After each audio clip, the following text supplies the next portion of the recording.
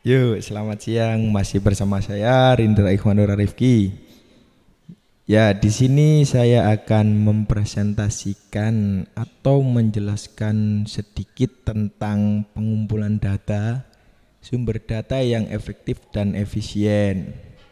Ya, kami dari Universitas PGRI Adibuana Surabaya, Fakultas Teknologi Industri. Saya angkatan 2017. Yuk, langsung masuk ke materi saya ya, teman-teman. Ya, di sini masih itu kawan-kawan. Ini tampilan utamanya. Lanjut ke berikutnya. Klasifikasi data. Data menurut dimensi waktu. Data runtut waktu ialah data yang secara kronologis disusun menurut waktu pada suatu variabel tertentu. Data silang tempat ialah data yang dikumpulkan pada suatu titik tertentu. Data polling adalah kombinasi antara data runtut waktu dan silang tempat. Data menurut sumber data. Satu, data primer ialah data yang dikumpulkan dari sumber-sumber asli untuk tujuan tertentu melalui survei lapangan dengan menggunakan semua metode pengumpulan data original. Data sekunder ialah data yang telah dikumpulkan oleh lembaga pengumpul data dan dipublikasikan kepada masyarakat pengguna data. Ya, lanjut. Pengumpulan data sekunder. Kualitas data ditentukan oleh kualitas data instrumen penelitian dan kualitas pengumpulan data. Lembaga pengumpul data sekunder, lembaga pemerintah, dan lembaga non-pemerintah. Kalau lembaga pemerintah seperti kantor departemen teknis dan lain-lain lah. Kalau non-pemerintah, bank umum, pasar modal atau bursa efek perusahaan konsultan dan lain-lain. Teknologi penyimpanan informasi. Perkembangan teknologi informasi memungkinkan penyimpanan data sekunder yang lebih efektif dan efisien. Penyimpanan data sekunder melalui media cetak memerlukan tempat yang sangat banyak dan seringkali mengalami kesulitan dalam pencarian kembali. Penyimpanan data sekunder ini tidak terbatas melalui media cetak saja, melainkan dengan berbagai macam media lain.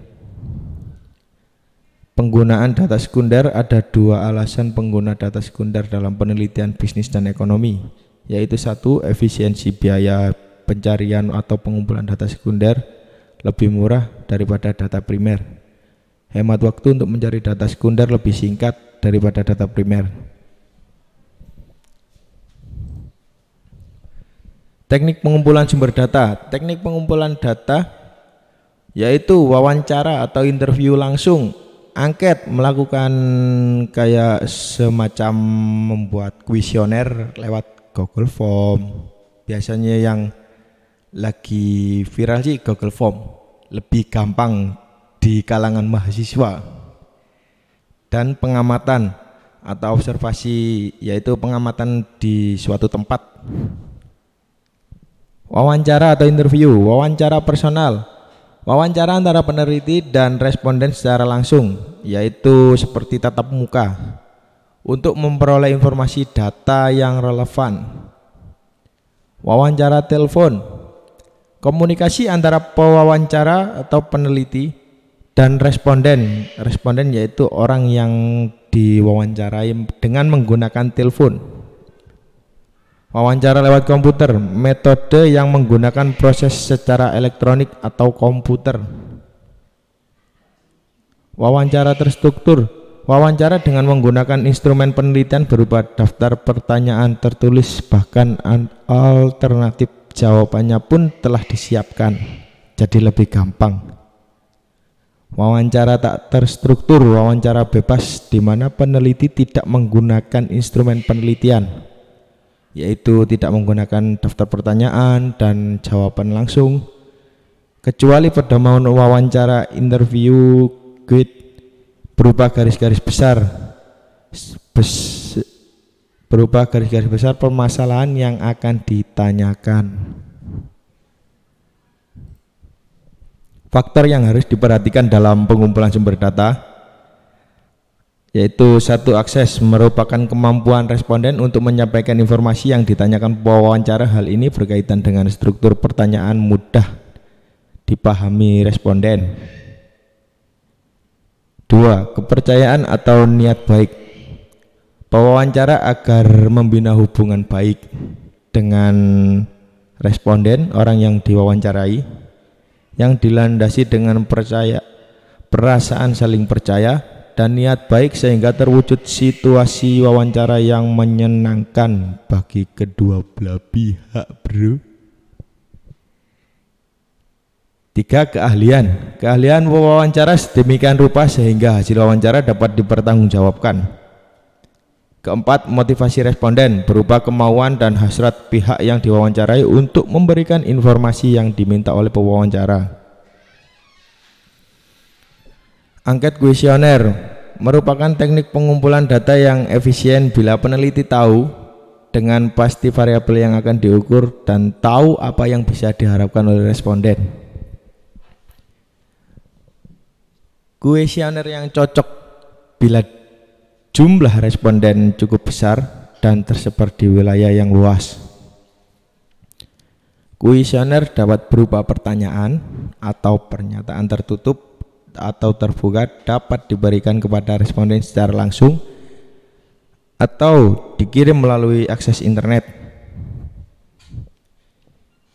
Isi dari kuesioner berupa pertanyaan tentang fakta yang dianggap diketahui oleh responden, pertanyaan tentang pendapat responden, pertanyaan tentang persepsi diri, yaitu cara responden menilai sesuatu tentang perilakunya sendiri dalam hubungan orang lain atau lingkungan.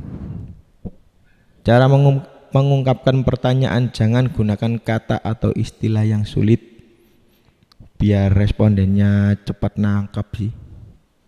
Jangan gunakan pertanyaan yang bersifat terlalu umum. Hindari pertanyaan yang mendua, jangan gunakan kata yang samar-samar artinya. Pengamatan data atau observasi merupakan teknik pengumpulan data, cara mengamati secara langsung objek yang diteliti tanpa mengajukan pertanyaan.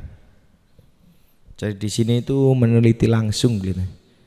Keuntungan pengamatan dapat dicatat hal-hal perilaku, pertumbuhan, respon terhadap sesuatu perlakuan tertentu, dapat memperoleh dari data objek yang diteliti tanpa melakukan komunikasi verbal. Kelemahan pengamatan kadangkala memerlukan waktu menunggu yang lama. Pengamatan terhadap suatu fenomena yang lama tidak dapat dilakukan secara langsung. Ada kegiatan-kegiatan yang tidak mungkin diperoleh datanya melalui pengamatan karena dianggap tabu, sangat rahasia dan sebagainya. Biasanya kalau kayak begini itu pengamatan di pabrik, kadang pabriknya itu ketat. Jenis observasi berdasarkan pengumpulan, yaitu observasi partisipan peneliti terlibat langsung dalam aktivitas yang diamati. Observasi non partisipan yaitu peneliti tidak terlibat dalam aktivitas orang yang sedang diamati dan hanya sebagai pengamat independen. Ya, terima kasih video penjelasan dari saya. Ya, di sini saya cukup sekianlah menjelaskan tentang alur pencarian sumber data yang efektif dan relevan. Jangan lupa subscribe dan klik tombol lonceng, bro. Saya tunggu ya. Sekian presentasi dari saya. Assalamualaikum warahmatullahi wabarakatuh. Saya Rindra Iman Rifki dari Universitas PGRI Buana Surabaya. Tetap semangat membuat konten-konten yang lebih bagus lagi. Selamat siang.